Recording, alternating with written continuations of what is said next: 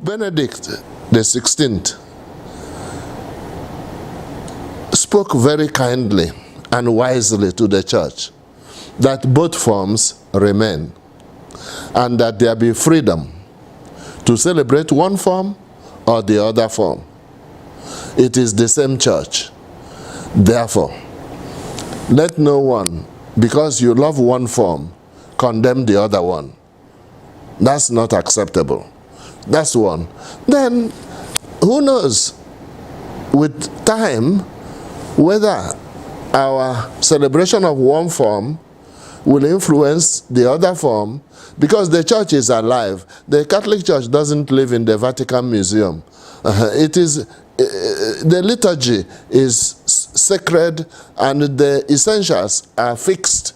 Nevertheless, the manner of celebrating can be retouched by Holy Mother Church. When Christ came, he didn't tell us, when you start Mass, start at the foot of the altar, say Kyrie, say Gloria. Don't say Gloria during Lent. Say Credo on Sundays. The church works out all that, and we trust the church.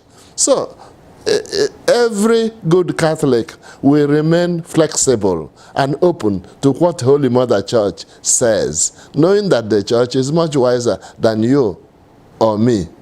And the church has the Holy Spirit and also 2,000 years of wisdom. This way of celebrating the Eucharistic sacrifice has been the way of the church for centuries, 5 centuries, even longer, and given us saints all over the place.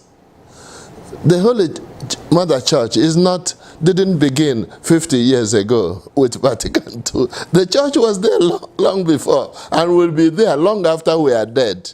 Therefore, no individual should push a personal choice to that extent. You see, what we call the extraordinary form or Missa Tridentina, in general, it stresses more relationship with God, direct. It stresses more adoration. It stresses more God is super, above, transcendental. And that is an element we need very much in the world of today. The present form of celebrating, ordinary form, stresses more the community, the congregation. That is also an important element. Nevertheless, it can be exaggerated, both the first and the last. The first form, because some priests took no notice of the people, they pronounced the Latin words in a very bad way, and as the people didn't know Latin, they didn't know that the priest was fumbling. So that is also possible. The present form, the temptation for the priest, if he is not careful, is to become an ecclesiastical showman. He is facing the people and he is gesticulating and attracting their attention and stealing a few smiles with some of the people he knows. That's not good at all. I have seen a priest celebrating Mass and looking at the people as radio announcers do. They look at the script for a short and then look at the people, then at the script, then at the people. He was not... I was tempted to bundle him out of the sanctuary area. He was distracting the people. We come to Mass not to focus on the priest.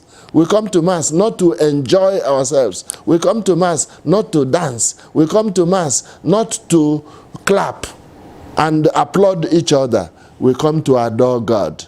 You know the 4 reasons for Mass: adoration, contrition, thanksgiving, and petition. The word acts helps us in that. A, adoration. C, contrition. T, thanksgiving. And S, supplication. That's why we come for Mass. If you want to enjoy yourself, if you want to clap, if you want to applaud, you have the parish hall. After Mass, you go to the parish hall. Then you can applaud, and the choir can operate, and you can say, encore, again, da capo, repeat. Oh, maestro, you are great.